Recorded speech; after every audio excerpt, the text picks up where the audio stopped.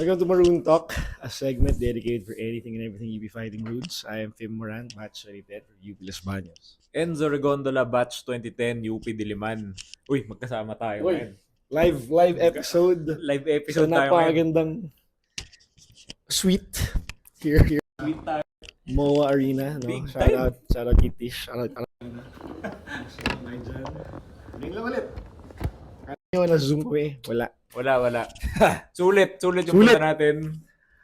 On Wednesday. Final score, sabihin na natin. 83-69, UP. Panalo tayo against Ateneo. So wala nang undefeated na team Wala na. sa UAP ngayon. Ateneo is now 4-1. UP is now 3-2. 3-2 na tayo ngayon, no? So, a very good win on our part. Yes. Sobrang saya panoorin. Both teams played hard. Oo. Tama naman. Madaming magandang encounters for both teams in the game. Maganda siyang kung hindi ka fan ng both teams, So, manonood ka maganda lang. siyang game in itself, Okay siya. di ba? Masaya Kung siya UP fan panoorin. ka, maganda. Ang dami natin pinag-usapan. Hindi ko naman actually saan magsisimula. But, overall, again, ito na yung hinahanap natin na UP Fighting Maroons.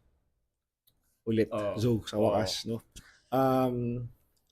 Ito lang, heading into the game, ang inisip ko, kung slow start na naman tayo, mahirapan tayo.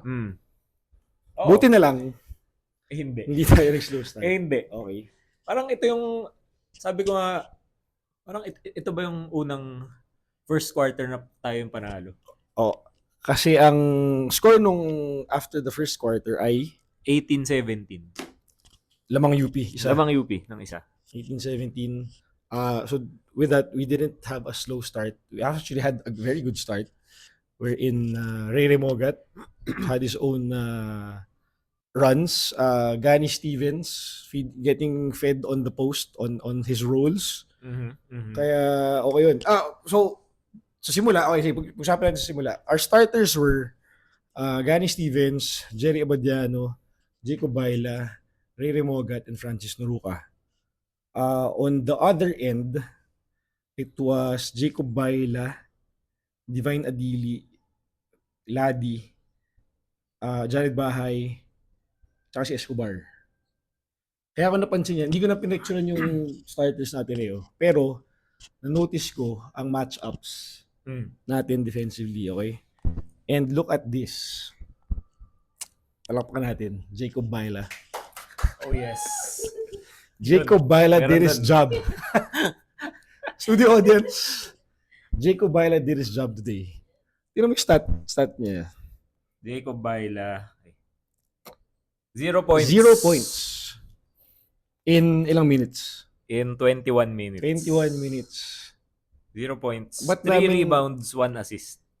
Pero, 3 steals. He did his job today. Jacob Baila did his job. Talagang Actually, lahat sila. Pero, hina-highlight natin si Jacob kasi coming off of that Lasal Ateneo game nung Sunday, evident na si Escobar yung gumagawa, si Ladi yung gumagawa, si Tuano yung gumagawa. Gumawa naman si Tuano ngayon, but you're able to stop them. We were able to manage their points, their production, given our defensive game plan by the team. Talagang kita mo yung yung laro ngayon ni Jacob, yung perfect example na hindi mo kailangang mag-score para palaruin ka matagal. Para palakpakan ka ng crowd. Kasi 0.0 of 2 shooting. Di ba? Dalawa na nga attempt Wala pa siya na-shoot. Pero ang naka 21 minutes pa rin siya. Kasi siya yung stopper eh. Siya yung stopper ng nila Ng Escobar.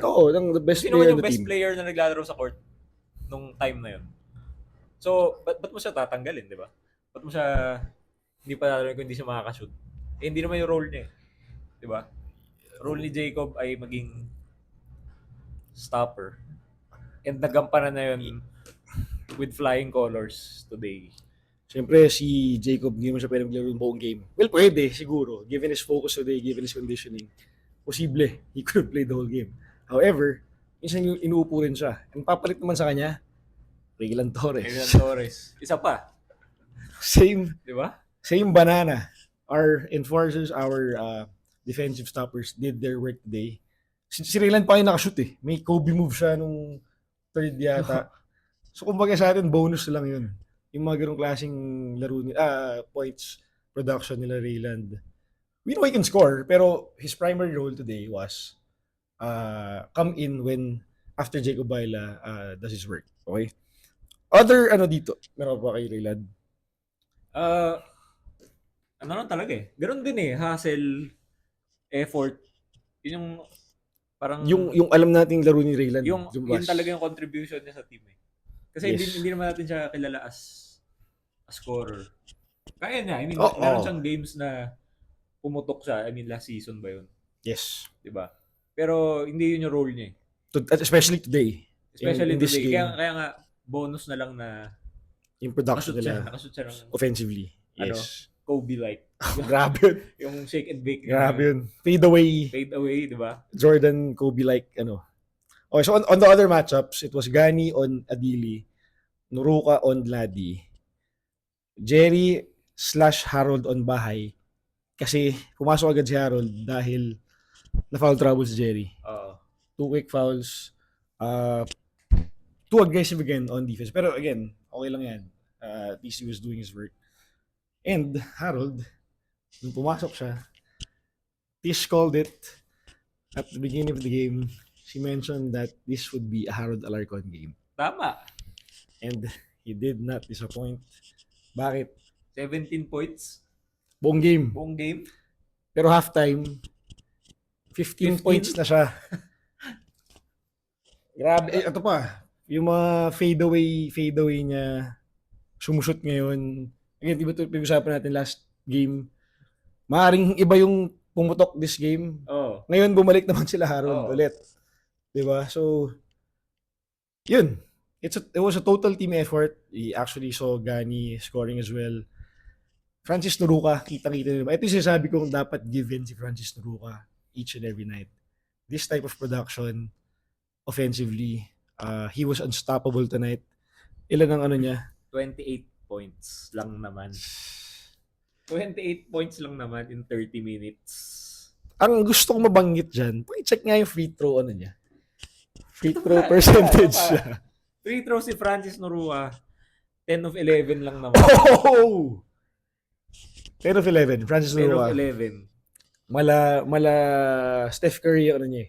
O yung walang dribble. Kala mo point guard eh, di ba? Alam mo point guard yung sumushoot ng free throw eh. Yan ang kailangan natin. Okay, yan ang kailangan natin. So, given na he was getting fouled a lot, 11 free throws, mga 5 times siya na 5 or 6 siyang times na foul. And he was able to convert.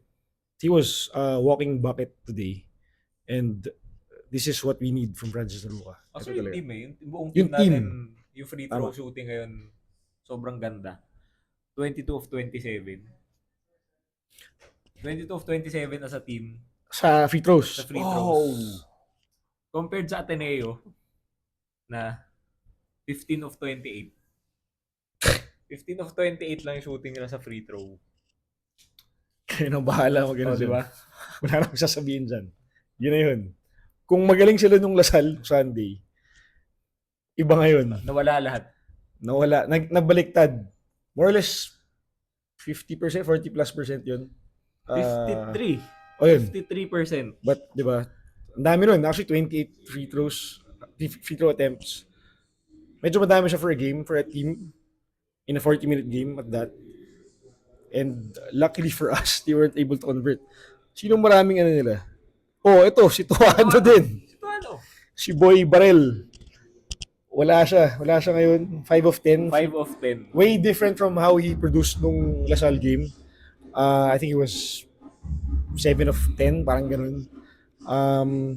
Sino pa? Si Adili, ang dami rin minis. Okay, so 2 of 6 from free throw line. We missed 13 from the line. I don't know if it's nerves or what, but they didn't convert. So, yun. Now, So nung uminit tayo nung first quarter, medyo nag-zone yung Ateneo, no? So at the end, medyo dikit lang. But early on, ang napansin ko, together with the scouting team ng natin, defensively, Escobar, Ladi, Tuano, they were producing nung Lasal game nung Sunday.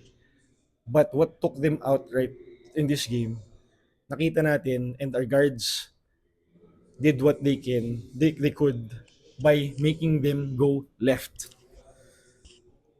Wala. Hindi sila So, makagawa. na-stop sila. So, yun yung ano. I mean, good job sa scouting talaga. Para makita yung Yung specific tendency na yun. tendencies na yun. Lahat sila, gusto lang punta ng kanan. So, pag ma-stop mo yun, more or less, mapasa na nila yun. Yun. If you check it, Escobar had how many points today? Tuano had 17, okay. 4 points. had Escobar, 4 4 points. Ladi had 15. Ladi, 15. But he bled for that 15 points. Unlike how he played nung Lasal game. Again, ang gumawa sa kanila, sila, yun lang eh. Tuano and ano lang, Ladi lang eh. Sunod si Bahay na. But again, when the coaching staff did their adjustments nung halftime, so third quarter, we had a good run and we didn't look back from there. Third quarter, 24-11. Ang quarter scoring. Doon natin na blow open yung game. Yep. Doon gumawa si Francis, Si Remogat, Remogat. 4-point play to Oh, may open, the, 4-point play open pa. the third. It was that and good defense natin. Kasi nung second quarter, at the halftime, ano score nung halftime? 40, Dikit. 38. Dikit, so 2-point lead. Kasi there's a point no second quarter na medyo nagka-cold spell tayo. Hindi tayo makashoot masyado. Parang humabol na nga lang tayo nun eh. Nung second quarter para makadikit. Okay, so at halftime we were actually okay. We were okay. Okay naman. Ito yung ano rin, nag one-on-one si Harold. Ito sa Harold Alarcon show nung second quarter. Ito yung may ano siya eh. Kinain niya ng buhay. Kinain niya ng ang dami buhay niyang si moves. Escobar. Ang dami niyang playmaking. Siya yung Siya yung ano eh. stay sa atin Siya sa yung parang game. point guard nung time na yun, di ba? Oo. O basta nung second ba yun o third? Kaya, I think second. kaya second. si Harold, 17 points. Meron din siyang 5 assists. Oh. So dun sa short time na siya yung parang playmaker, mga 5 assists siya. Hindi lang siya Tapos nag-score. Nagbibigay pa siya ng Oo. assist sa mga kasama niya. Meron siya no look kay Gani. Ganda. Ayun. Ganda ng play na yun. Grabe. Again, sabi mo the past game, the past two wins, yung ball movement nandun eh. Oo, nandun naman. Very evident yun. Yung tas yung third quarter naman din, dito yung play na Harold to Terence to Francis na extra passing. Oo. Ito yung Grabe dunk, yun. di ba? Dunk ni Dunk, Francis open. yun. Na open. Ito yung sabi natin. Na ball movement, extra passing, communicate. Extra passing pero may purpose. Merong better shot kumbaga na mahanap. Kaya yun yung sobrang ganda nun when we saw that. Kaya talagang that was actually more or less capped our great third quarter run. Giving us a comfortable lead nitong Tama. heading to the fourth. Isa pa napansin ko in third quarter at the end of the third, at you had a steal or a rebound heading into the final seconds of the quarter. Oh. Pero bilang magaling sila, hindi sila nag-hold para sa last shot. Oo. Alam mo yun? Yun. So, nagkaroon pa tayo ng chance na makashoot ulit. Okay, so again, I don't know if it was nerves or talagang hindi sila aware Matay na. sa mga nangyayari sa kanila. So, yun. Kumbaga, they were really having a hard time nung second half and we pounced on that. Sa fourth naman, still having a consistent kaya we maintained at sa pansin ko rin dito, since we checked Escobar the whole game, Wala na. ayaw nilang shoot. Tinatamad na siya. Wala na siyang, kapag nahawak niya yung bola, he was just looking to pass. Hindi na siya looking to score. Parang one time lang pala siya nakita ng mag-attempt ulit na fourth quarter. Kasi open siya. Tapos parang malaki na yung lamang nun. Mga less than 2 minutes lang yun to go. Yun na lang yung only attempt na nakita ko sa kanya. Na during that whole Wala na stretch. yun eh. Kaya nung fourth quarter scoring, na-outscore tayo Ateneo, 2019. Pero I mean, malaki na yung lamang nung fourth quarter. So, medyo irrelevant na rin naman na talo tayo nung fourth quarter.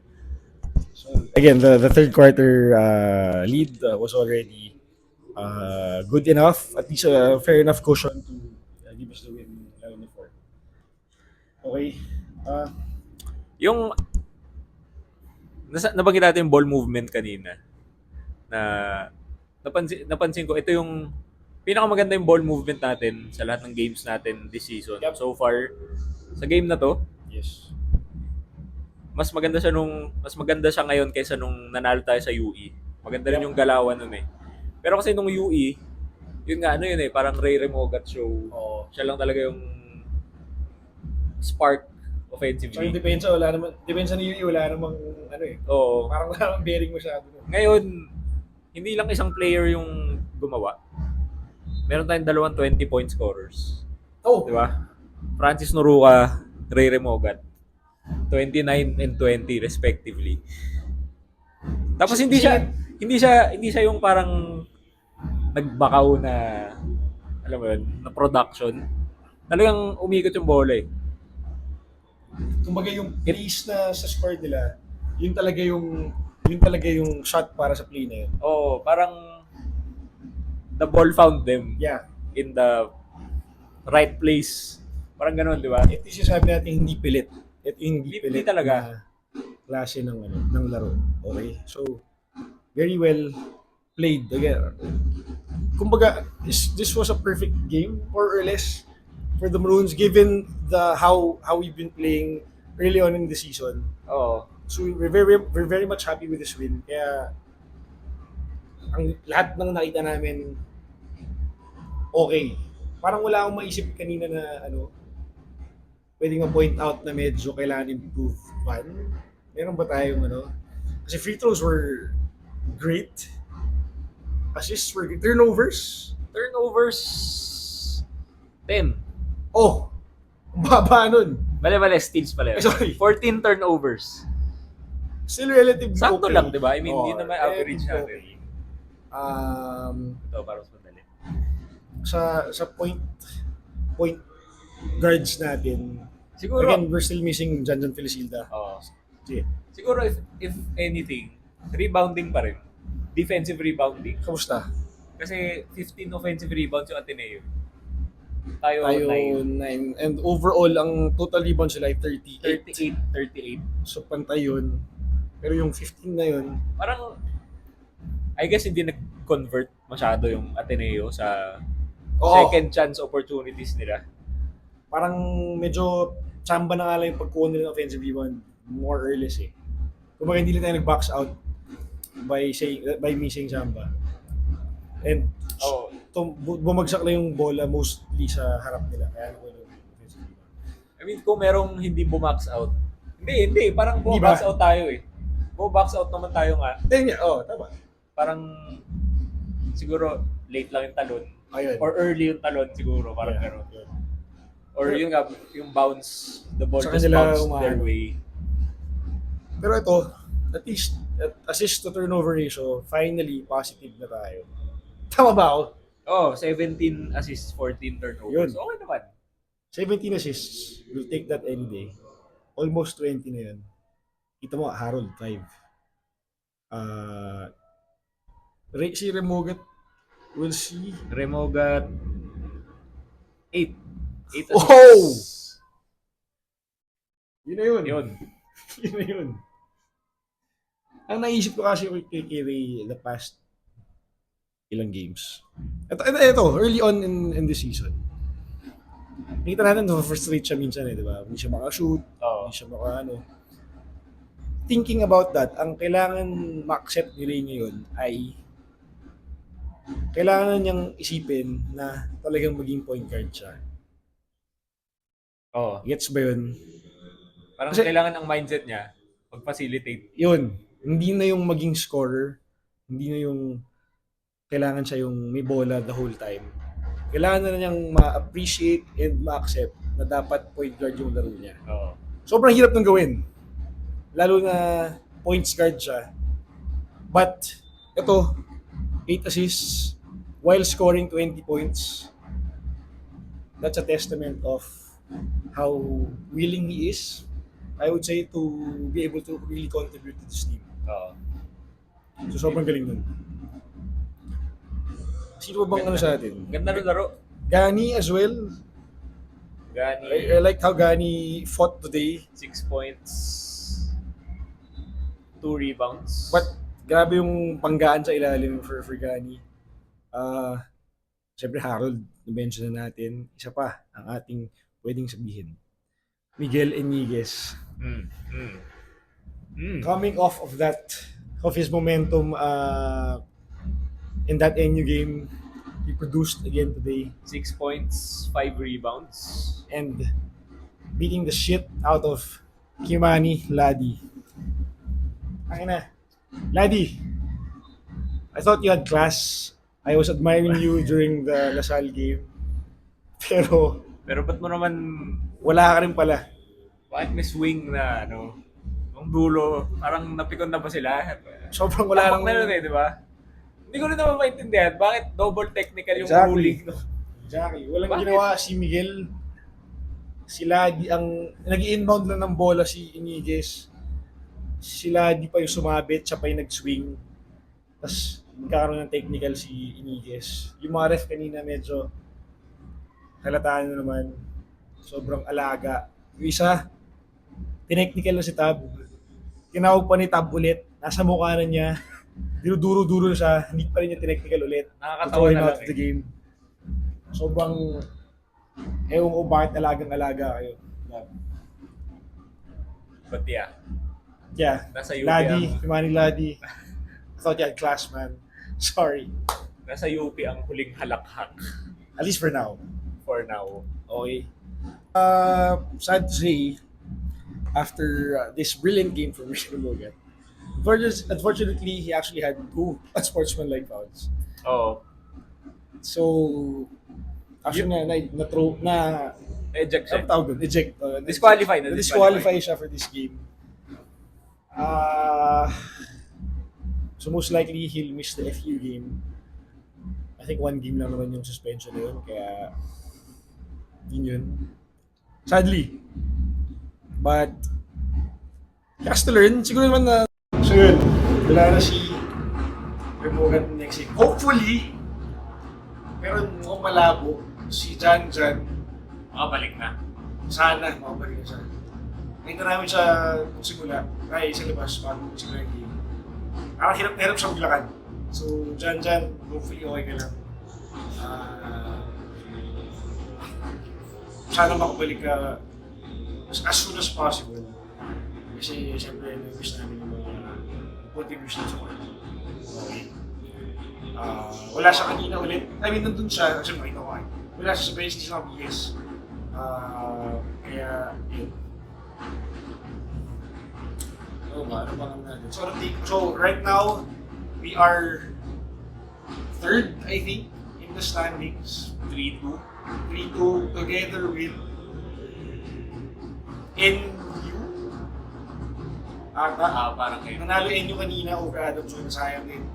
Sana nanalo yung Adamson din, but nag-choke sila. Nagbigay nila yung lead. Kaya, comeback win from NU. And I think they are still second. If not, you're probably tied with Ateneo now at 4-1. Yung pala. Tied sila with 4-1. Yung tayo ay tied at third, second. Thank you, Dana. Hindi din. Oo. Tied tayo with UST. Hindi. 3-1 UST, 3-1. 3-1 yung UST, 3-2 ang UP. So may game at hand. UST sa weekend. kalaban nila Joshua. Ay, kalaban nila Ateneo. Kalaban nila Ateneo sa Blue Eagle Gym. So, magkakalaman din sila doon. Schedule ng Ateneo ngayon, medyo mahirap na. Kasi noon sa kanila yung mga mahihirap, madadaling games. Now they're gonna be facing UST. They faced us. They faced Casal. UST, tapos Adamson. Adamson tapos. Pero yun, Casal, UP, UST, 3 games sila. Kaya medyo nakita natin yung mga weaknesses. Parang, oo. If we may. Kasi yung, parang kaya sila nag 4-0 din. Kasi yung mga nakalaban nila, well, except for Rizal, yung mas mababa sa level, mababa sa kanila, parang expected na, Hindi naman. Hindi naman Ganun sila alam pero- Ganun sila kung ano eh. Simula eh. pero based sa performance ngayon, Oo. ang natalo nila, first 3 games, yung mga below Kaya game, nilang. below Kaya game. nilang. On paper. And they did that. So parang, ngayon mo nakikita yung, ano ba talaga yung, where does Ateneo really stand? Ngayong nakakalaban nila yung Lasal, UP, tapos UST next game. Unlike yung UP na parang up and down, Oo. diba? Simula tayo sa UST na malakas, tapos Adamson na contender for the Final Four, tapos UE na medyo mababa, tapos NU again, contender, tapos Ateneo. So parang, ano ba yun? Kalat. Mas kalat yung talent or yung level ng competition ng UP. At least in terms of the schedule. So, yung nakikita natin ngayon, more or less, ito yung estado ng team. Nakita natin. Oo. Medyo clear picture. Oo, kasi nakita mo paano sila against yung malalakas, against yung mahihina. Oo. Mas well-rounded, kumbaga, yung nakalaban Match-ups. Ganyan. So, we face next FEU. Next week. Ay, hindi. sa Wednesday. This ano ba? This Saturday I yata. think Wala kami nun. this weekend. Hindi problema. Wala kami. Sunday, Ah, Sunday. Sunday, this Sunday. Buwa din yata yun. Sa UPAV. Unless na-update ko. Unless na-update Unless ko. Blue Eagle na yan, hindi na sure. But yun, so we face FEU and Casal for our last 2 games of the first round. Tinalo ng Ateneo ng Casal. Tinalo natin ang Ateneo. We don't know how we will fare against we could say a struggling Casal team as well. Pwede. Medyo inconsistent din sila the past few games. Dalawa na natalo nila. Parang tayo. So that final game in the first round will be very interesting. We'll see how that works. Pero again, saka natin isipin yun, if you would also upset us, surprise us, they have the tendency to do so. Ateneo parang nag-win yung first game of the season eh. Nag-overtime sila nun. Oo. So, if relax, they can pounce on that and we can get our third cross in the first round. Kaya kailangan natin mag-bleaching dito. Tsaka kung wala nga si Ray Remogan, challenge din yun. Kailangan natin ma-fill yung, yung void na yun, if ever, may suspension. So, sana si Jan bumalik. Kung hindi man, sana mag-improve yung point guard performance ni Terence. Tama. Yun. Which, alam namin ng Jan lang yun. Kailangan na natin ma-refine Oo. malabas ulit. Especially, we're missing our backup point guard, which is Jalen. Yun. That's the story of the game and where we are. Congrats UP. Good job, guys. You deserve this win. We showed the other team what they're made of. Oo. And everyone who came in did their job. As I mentioned, even Sean Outer, Yes. hindi ka natin ulit. Choy Palangka, Chico, even ang ang gito ngayon, Mark Belmonte, LA, Josh, yun, and si Chris Johnson. So, then again, the firepower I believe is still there. Kailangan lang talaga natin i-harness yun. Ito ulit. Ang malabas. Parang ito daw yung maging blueprint, I guess, ng team kung paano sila maglaro offensively In the coming games. sa coming games. Kasi Siguro hindi sila magpo-produce as this high of a field goal percentage. Ilan ba? 49%. Sobrang taas nun from the field. pero sa 3 points, 31. medyo baba. Pero we made our shots. Pero ang importante kasi yung execution, how we got our baskets today, how we got our points. Yun nga, lagi namin hinahanap, di ba? Lagi namin hinahanap ball movement, extra passing, Very good evident. looks. Nagawa nila yun ngayon. So, continue lang ng gano'n offensively. And I think, mag-improve tayo in general offensively. If you get to be consistent like this, that will be the result ng long yan. Game in and game out. Okay? Pero sa akin, dapat given si Francis Luma, pero naman ko dapat siya each and every day. Sure, we believe that he's very capable of doing so. Okay? By the way I see it, Divine Adili has been liability to the Saturday. Oo nga eh, so The far. past 2 games. I don't see how he's helping the team, both on offense and defense. So I think that's one thing that they have to look at as well. Si Ian Espinosa sobrang kita talaga improvement na. I think even getting more production than Jared Bahay. Hindi naman, pero he's a steady backup guard now. Si Lazo has something to prove still. But this loss by Ateneo that we gave to them raises more questions and answers on their side. Kaya, again, one thing we know early on in the season, hindi naman early, halfway through the first round, anything can happen. Sobrang hindi natin malaman ngayon. Yung mga prediction na binato natin ng pre-season, sobrang hirap na niya masundan ngayon. Kasi ang daming tratalo ng team na to, tratalo itong team na to. So we'll see what happens. Again, what should matter would be teams peaking at the right time in order to get that twice the advantage, getting to the final four, getting the wins early when where it matters most, and eventually being the champion. Yes. Yun. Yun na yun. Yun na yun. Good job, boys. We're very proud of you today. Super lupit. Magpahinga kayo. We have a few days of rest before we face FEU. Kaya, you guys deserve it. On to the next one. Okay? Hindi nyo to. Gusto nyo to. Order kayo sa description. So far, ano to eh. Team exclusive shirt. Are you top merch? Kaya, if you guys like it, order. Order na kayo. So, support natin. Okay? See you guys in the next one. As always, you be right. UP5! Ooh!